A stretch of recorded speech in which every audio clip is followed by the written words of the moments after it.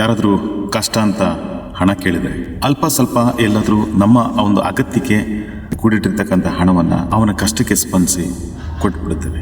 ಹಣ ಕೇಳುವಂಥ ವ್ಯಕ್ತಿ ಹಣ ಪಡೆಯೋದಕ್ಕೆ ನಾನಾ ರೀತಿಯ ಸಬೂಬುಗಳನ್ನು ಅಥವಾ ಕಷ್ಟಗಳನ್ನು ತೋಡಿಸ್ಕೊಂಡು ನಮ್ಮ ತಾಯಿಗೆ ಹುಷಾರಿಲ್ಲ, ನನ್ನ ಹೆಂಡತಿಗೆ ಹುಷಾರಿಲ್ಲ, ನಮ್ಮ ಮಕ್ಕಳಿಗೆ ಹುಷಾರಿಲ್ಲ, ಮಗಳು ಫೀಸ್ ಕಟ್ಟಬೇಕು, ನನ್ನ ಹೆಂಡ್ತಿಗೆ ಅವ್ರಿಗೇನು ಬಿಸ್ನೆಸ್ ಹಾಕ್ಬಿಟ್ಟಿದೆ ಲಾಸ್ ಆಗೋಯ್ತು, ಅಥವಾ ಇನ್ನೇನಾದರೂ ಒಂದು ಸಮಸ್ಯೆಗಳು ನನ್ನ ಮಗಳನ್ನ ಮದುವೆ ಮಾಡಬೇಕು ಅನ್ನುವಂತಹ ನಾನಾ ರೀತಿಯ ಸಮಸ್ಯೆಗಳನ್ನ ಹೇಳಿಕೊಂಡು ತುಂಬ ಪರಿಚಿತರ ಹತ್ರ ಅಥವಾ ಅವ್ರ ನಂಬಿಕೆನ ಉಳಿಸ್ಕೊಂಡ ನಂತರದಲ್ಲಿ ಅವರನ್ನು ಯಾವ ರೀತಿ ದುರುಪಯೋಗ ಮಾಡಿಕೊಂಡು ಅವರಿಂದ ಹಣವನ್ನು ಪಡೆದು ಚೆಕ್ಕನ್ನು ಕೊಡ್ತಕ್ಕಂಥ ವ್ಯಕ್ತಿ ಕೊಟ್ಟ ನಂತರ ಹಣವನ್ನು ಪಡೆದ ನಂತರ ಸಾಲದ ಹಣವನ್ನು ಕಷ್ಟಕ್ಕೆ ಕೊಟ್ಟಿರ್ತಕ್ಕಂಥ ವ್ಯಕ್ತಿಗೆ ವಾಪಸ್ ಕೊಡೋದಕ್ಕೆ ಯಾವ ರೀತಿಯಾಗಿ ಅವನು ತಪ್ಪಿಸ್ಕೊಳ್ತಾನೆ, ಯಾವ ರೀತಿಯ ವಾಮ ಮಾರ್ಗಗಳನ್ನು ಇಟ್ಕೊಂಡು ಅವನು ಹಣವನ್ನು ಕೊಡದೆ ತಪ್ಪಿಸ್ಕೊಂಡು ಓಡಾಡ್ತಾನೆ ಅನ್ನುವಂಥ ಅನೇಕ ಕಾರಣಗಳನ್ನು ಹುಡುಕೊಂಡು ಹಣ ಕೊಟ್ಟವನಿಗೆ ಮೋಸ ಮಾಡ್ತಾನೆ.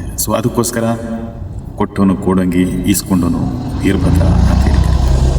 ಸೊ ಅದಕ್ಕೆ ಸರಿಯಾದ ರೀತಿಯಲ್ಲಿ ಹಣವನ್ನು ಪಡೆದಂತಹ ವ್ಯಕ್ತಿ ಅದೇ ರೀತಿ ಅವನ ವರ್ತನೆಯನ್ನು ಮಾಡ್ಕೊಂಡು ಬರ್ತಾನೆ.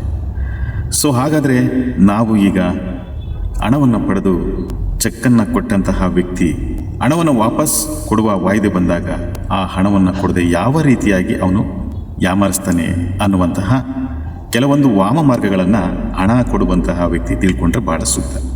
ಸೊ ಈ ಒಂದು ವಿಚಾರಕ್ಕೆ ಸಂಬಂಧಪಟ್ಟ ಹಾಗೆ ನಾನು ಮೊದಲನೇದಾಗಿ ಹಣವನ್ನು ಪಡೆದು ಚೆಕ್ಕನ್ನು ಕೊಟ್ಟಂತಹ ವ್ಯಕ್ತಿ ಯಾವ ರೀತಿಯಾಗಿ ಮೋಸ ಮಾಡ್ತಾನೆ, ವಾಮ ಮಾರ್ಗಗಳನ್ನು ಹಿಡಿಯುತ್ತಾನೆ ಅಂತ ಅಂದರೆ, ಮೊದಲನೆಯದಾಗಿ ಚೆಕ್ಕು ನನ್ನದಲ್ಲ ಅನ್ನುವಂತಹ ಒಂದು ಹೇಳಿಕೆಯನ್ನು ಕೊಡಬಹುದು.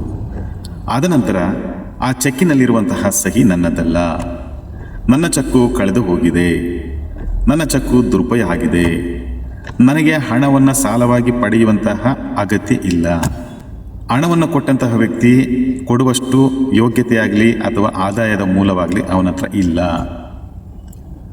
ಸೊ ನನಗೂ ಅವರು ಯಾವುದೇ ರೀತಿಯ ಪರಿಚಯ ಇಲ್ಲ, ನನ್ನ ಚೆಕ್ಕನ್ನು ಬೇರೆಯವರ ಮೂಲಕ ದುರುಪಯೋಗ ಮಾಡ್ಕೊಂಡಿದ್ದಾರೆ, ಸೊ ನನ್ನ ಒಂದು ಚೆಕ್ಕು ಕಳ್ತನ ಆಗಿದೆ, ನಾನು ಆ ಸಂಬಂಧ ಬ್ಯಾಂಕಿಗೆ ಸ್ಟಾಪ್ ಪೇಮೆಂಟ್ ಅಂತ ಕೊಟ್ಟಿದ್ದೀನಿ, ಕಳ್ತನ ಆಗಿದೆ ಅಂತ ಪೊಲೀಸ್ ಸ್ಟೇಷನ್ಗೆ ಕೊಟ್ಟಿದ್ದೀನಿ ಅಂತ ಹೇಳಿ ಇನ್ನೂ 16 ಕಾರಣಗಳನ್ನು ಇಟ್ಕೊಂಡು ಹಣವನ್ನು ಸಾಲವಾಗಿ ಕೊಟ್ಟಂತಹ, ಕಷ್ಟಕ್ಕೆ ಕೊಟ್ಟಂತಹ ವ್ಯಕ್ತಿಗೆ ಮೋಸ ಮಾಡೋದಕ್ಕೆ ಪ್ರಯತ್ನ ಮಾಡ್ತಾನೆ.